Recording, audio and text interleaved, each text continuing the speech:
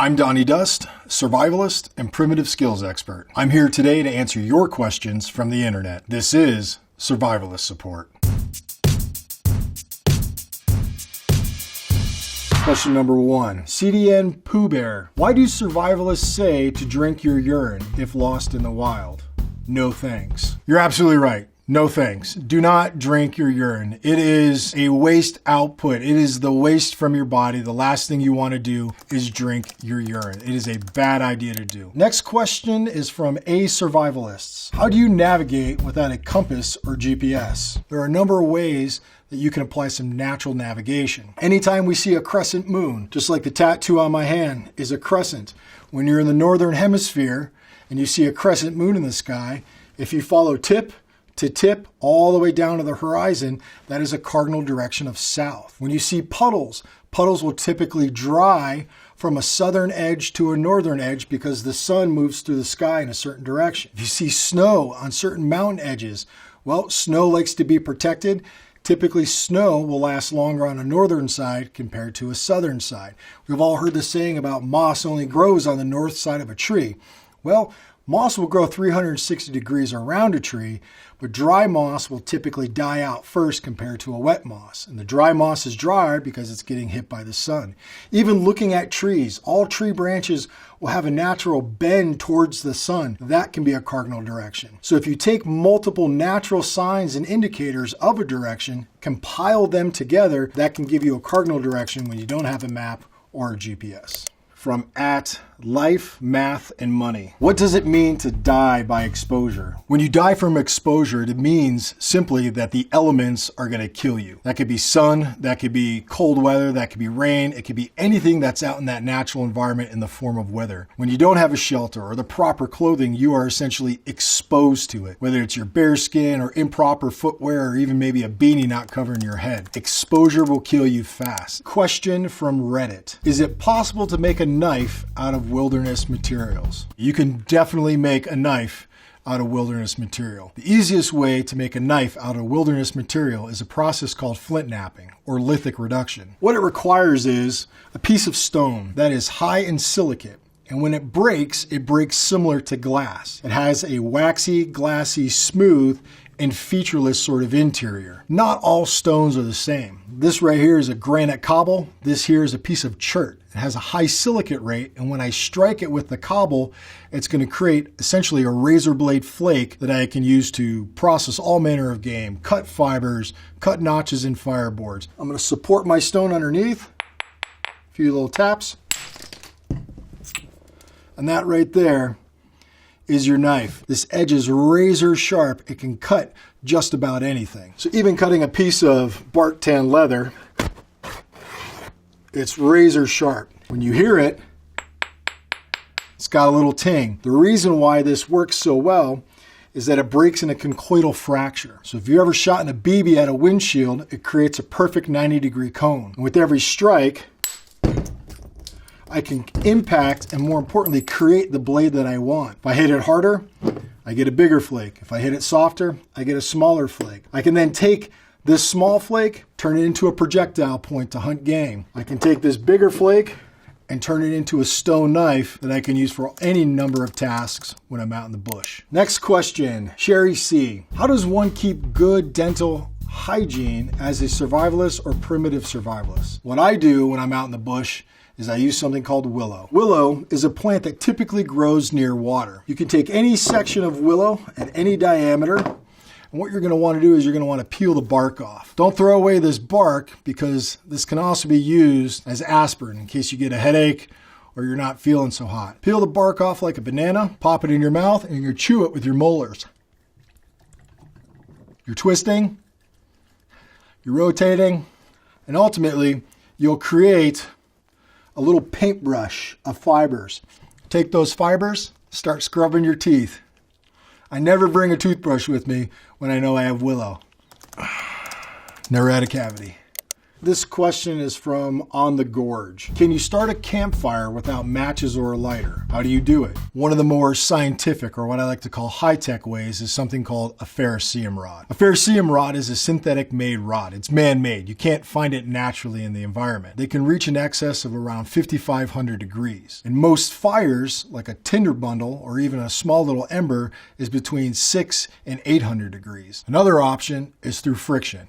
That's my personal favorite. You can use something like a bow drill or a hand drill, and that is where you are using the friction between two different types of wood to create enough heat, more importantly, enough dust that has been drilled out from one of the spindles to create a small little ember that you drop into a tinder bundle, blow it into flame, and you got a fire. So I'm going to use this rock as a little platform, and I have some juniper bark let me use as a tinder, and I'm going to rub it between my hands. Now, this is a fibrous bark. What I want to do is I want to create a little bird's nest. I want to try and open these fibers up as much as possible to give them a little bit more surface area. So I wash it over my rock. You can kind of see the bark just gently breaking up. I'm going to put that right on top of my rock like this. Ferro rod and the striker. On my striker I have a little lip, and it's going to allow me to throw sparks into my tinder bundle. I'm going to take my ferro rod, place it into my tinder bundle, and I'm going to create my fire. Let it eat the fuel, let it eat the tinder. This is where I would add all my wood, and I've got a fire. So the last form of fire is fire by friction, specifically a bow drill. This is a bow with a piece of cordage, a spindle, and a hearth board. And last, I'm going to have a bearing block, which is a rock with a small little divot to give me downward pressure. I'm going to combine all of these elements together by taking my spindle, putting it in between my cordage, and putting my bearing block right on the top. Start bowing until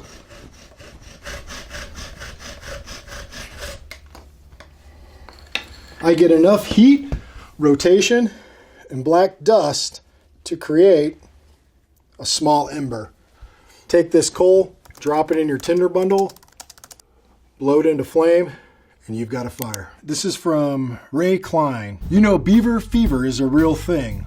My dad. Beaver fever is definitely a real thing. But beaver fever is kind of a slang term or kind of a code term for you getting infected by some sort of waterborne pathogen. Giardia, cryptosporidium, and even hepatitis can be found in some sort of natural waters. This is from Joe Patrick, 85. What should you do if a grizzly bear attacks? If you do find yourself being attacked, the best thing to do is curl up in a ball, protect the back of your head and your neck, because that is the kill spot for a grizzly bear.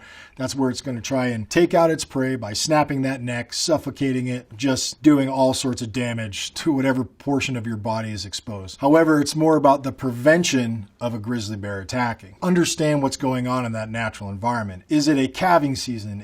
Are the fish running? Is it the time right before these bears are getting ready to den up and they're very hungry and they're kind of aggressive? Understand that environment and the factors that could attribute to a grizzly bear attack, and ultimately you can reduce it. If there is a chance that a bear is running at you and he's coming full steam ahead, most bear attacks are something called bluff charges. They're looking to scare you off or looking to scare you out of an area. It doesn't mean they're going to come full force and start taking you down and tearing you to pieces. They're just bluffing, but that bluff can be very, very close. The best thing that you can do to let those animals know you're in the environment is to be loud, to be kind of in their vision, if you will. And their first vision is really smell. So if they can smell you coming, they can hear you coming, they're ultimately going to kind of flee that area. Bear spray is an option. Carrying some bells around your dog's neck or even around your own wrists or ankles will give just enough sound to let those predators know that you're in the area and you really don't want to be messed with. Next question. Why are there so many types of knots? There are hundreds and hundreds and hundreds of knots. But I will say this, there's only really kind of, in my mind, 4 categories of knots. It's an end of the rope knot, a middle of the rope knot, an anchor knot, and then a knot that would join 2 ropes together. An end of the rope knot can also serve as an anchor knot. Something like a bow line allows me to take a piece of material, the rope, and create a knot at the end that can be used for any number of things. Whether I got to hook some sort of carabiner on here,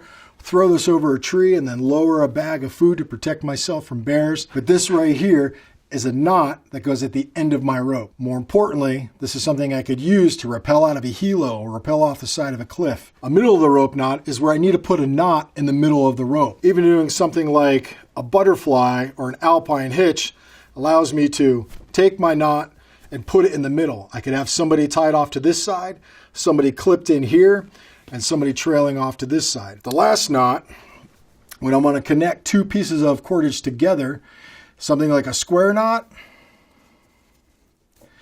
allows me to take two ends and know that I can secure those two ends together and take a shortened length of rope and extend it out by connecting two ends together. Next question is from Vin. What's the most nutritious insect? The most nutritious insect is the one that catches a fish. If you are finding insects that can ultimately catch a fish or catch something else, that's going to lead to a bigger, better meal, more calories, more fat.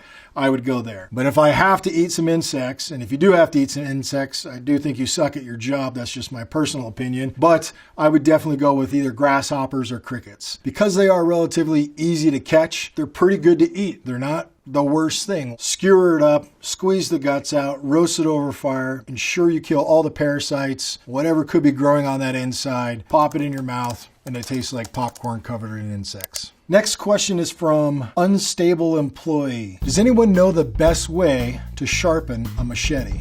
There's a lot of different ways you can sharpen a machete, and it's very similar to sharpening a knife. My time in the jungles in Central America and in the Amazon, my favorite thing to use was a rotten log with a handful of sand, and I'd run that machete right back and forth across it, creating a new edge, allowing me to chop. Next question is from Brett Patrick. What are your top 4 essential survivalist tools and or weapons? My core 4 things that I always bring out with me are what I call the core 4. That is a blade of some sort, a barrier, a bottle, and an aspect of a burn or a fire making tool. When we think of a blade, that can come in the form of a stone blade, it can come in the form of a steel blade, or it can even come in the form of an axe. Some sort of tool that allows you to process, allows you to cut, it allows you to take large material and break it down. When I think of a barrier, that could be a tarp, it could be a blanket, it could be a sleeping bag, something that gives you a barrier from the natural environment, something that's just going to enable you to stay warmer or stay shaded if necessary. A bottle. Now it sounds kind of crazy, but I'm talking about a single-walled steel water bottle, something that allows me to boil water in it, more importantly carry water, because water is not going to be everywhere. So when I find a spot with water,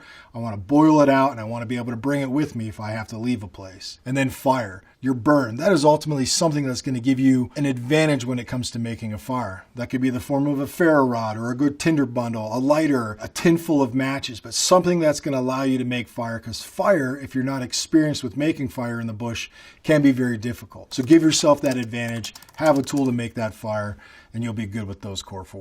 This is from Question Answers. Is the water in a wilderness lake drinkable or not? Yes, all water in lakes, streams, rivers, and ponds are drinkable. However, you need to purify that water. And I'm not talking about filtering. There's a difference between filtering water and purifying water. When you filter water, you're going to remove the particulates, the grasses, the leaves, a little bit of dirt and debris.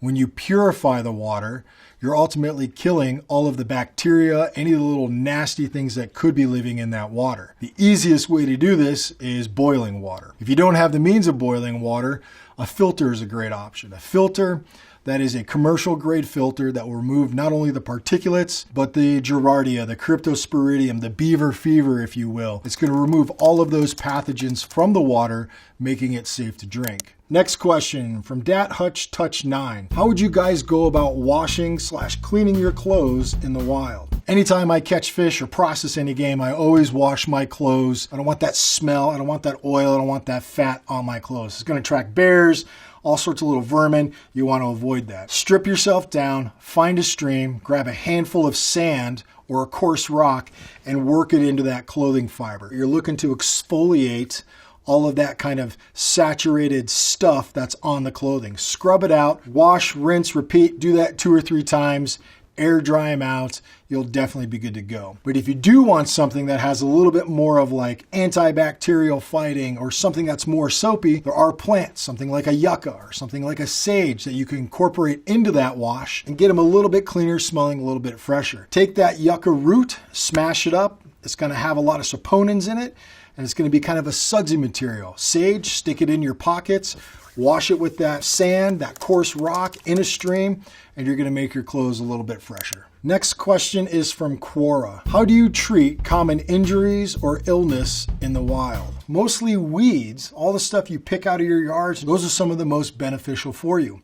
Even something like stinging nettle. Stinging nettle will sting you. And what do you do with stinging nettle to get rid of that sting? You take that same leaf that stung you, roll it up in your fingers, spit in your hand, make a little spit poultice, and scrub those little needles out of your hand, and you'll ease that pain. Something as simple as dandelion root, something as simple as yarrow, all those things can kill infections, can kill bacteria inside of you. So the medicinal plants, it takes years of knowledge and a lot of experience to really get to know them. But once you do know them, there's endless opportunities. Most of the medicines that we have today typically derive from some sort of plant-based medicine. Hot update 1. Does anyone know how to catch a rabbit? How do I make a trap? How do I bait it? What to bait it with? It's very, very important to note, primitive trapping in the United States is 100% illegal. Typically, if you're going to be doing any sort of trapping, you have to be in a no-shit survival situation. Like food is a must, and you're going through all those means to try to get some food. If that is the case, the best options are snares. Snares work in a variety of ways, but the most simplest of snare is a wire snare or a small piece of cordage snare. And what that is really where you identify the path that an animal travels. A path to its den, a path to water, a path to food. And what you would do is create a small snare in that path. Why? Because that's the process and the route that that animal is traveling. And a snare is essentially a small little noose that's hung off of a stick or a tree that when the animal walks through, its head is going to fit through, but its shoulders are going to be a little bit too wide, and that noose is going to shrink down onto its head as it starts to move through or as it starts to run,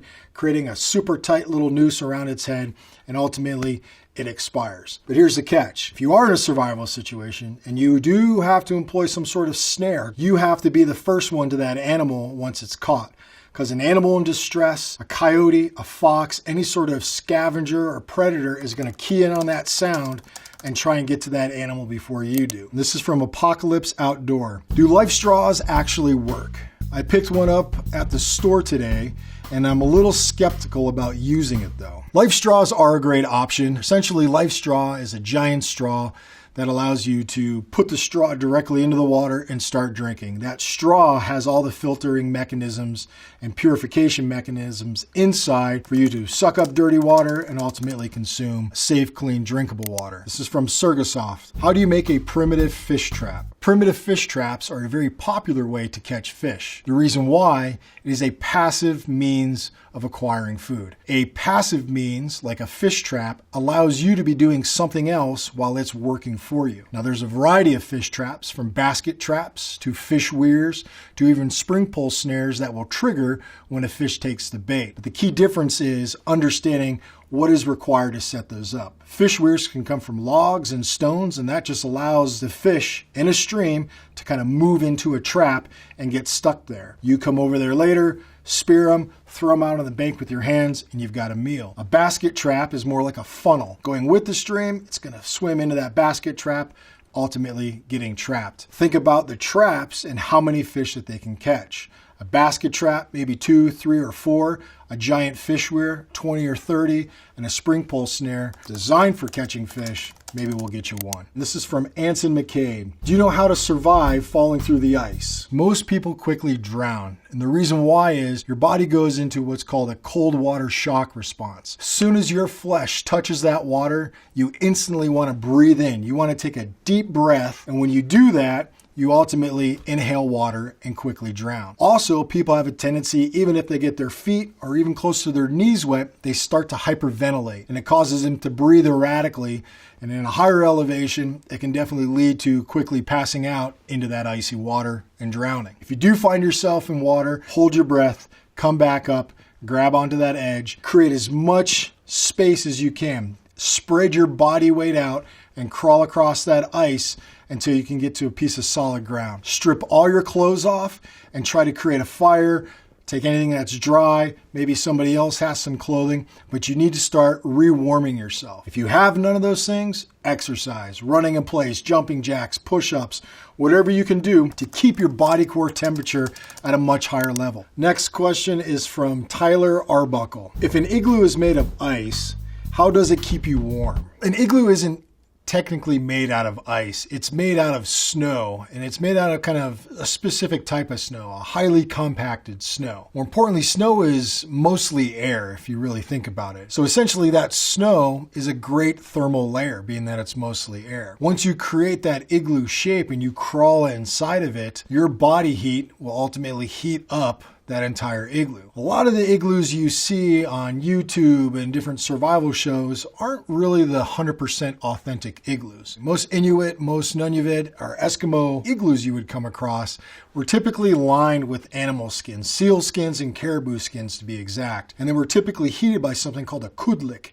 which is a small oil lamp, essentially seal oil or seal fat. That small kudlik heating the inside of the igloo along with the animal skins creates a pretty warm shelter. Next question is from Nicole Appelian. Shelter is key to survival in the wilderness. If you're in a pinch, an old cedar stump can make a great shelter from the elements. What are some other possible natural shelters you may find in the wilderness? A free shelter is always the best shelter. Caves, rock overhangs, large boulder fields where you have fixed, immovable boulders, all of those can create a barrier from the wind or any of the elements. More importantly, it doesn't require you to make anything or to craft anything or cut anything down. If it's there and it's safe to be in there, that's a great shelter. Next question is from Willy Wonka the Fearful. When backpacking alone, how do you combat loneliness? Loneliness is definitely a factor. And I believe there's been some studies proving that about 3 months completely isolated and alone can lead to all sorts of mental issues. We are primates, and we typically like to stay together in small groups and small little bands, but to combat loneliness, you have to stay active. You have to stay busy. You always have to think about how can I improve upon my current situation? If I have a shelter, I have a fire, or I have a sustainable source of food, how can I make that better? Keeping your mind occupied will ultimately help you battle out some of that loneliness. Next question is from Tony Mohorovich. TV show, Vegetarian Survivalist. 10 vegetarians/vegans are dropped into the wilderness. Who will be the last plant-based eater to survive? Who will succumb to hunger for the flesh? That's an interesting TV show, to be honest with you. But here's a fun fact. I was a vegan for a year and a half based on a dare. A buddy of mine dared me to only eat plant-based sort of materials for about 90 days. I said, sure, why not? But the one thing it taught me was the plants I could eat in the bush. And let me tell you, there's tons of them. Plants, berries, roots, you name it. There's a variety of food options out there. Are they as calorically high compared to eating a squirrel or a possum or some sort of deer? Absolutely not, but it will keep you alive. It will keep you fed. Next question is from Brilliant Ratio 2412. What are the best animals to eat that are safest to consume in the wild with no parasites that you'd get? Not all animals have parasites. It's kind of a myth. There are certain animals that are scavengers or eat dead things, are more likely to have parasites and have different sort of bacteria on their flesh, in their flesh, or on their fur. You want to avoid those, but squirrels, rabbits, possum, elk, deer, moose, all those sort of things are very safe to eat. This is from History TV Canada. If you were a contestant on Alone and you can only bring one item with you, what item would you bring? Well, ironically enough, I was a contestant on Alone up in the Canadian Arctic, and I was afforded to bring 10 items. But if I could only bring one item, I would definitely bring an axe. But an axe, a big chopping tool to fell trees, to build a shelter, to cut firewood, to make spears, all of that right there is essential with an axe. And this is from Reddit Ask. If you got lost hiking, what's your best survival advice? If you're ever lost when you're hiking, you hear a lot of people say you should stay in place. And I agree to that to a certain point. What if you're on the side of a cliff or you're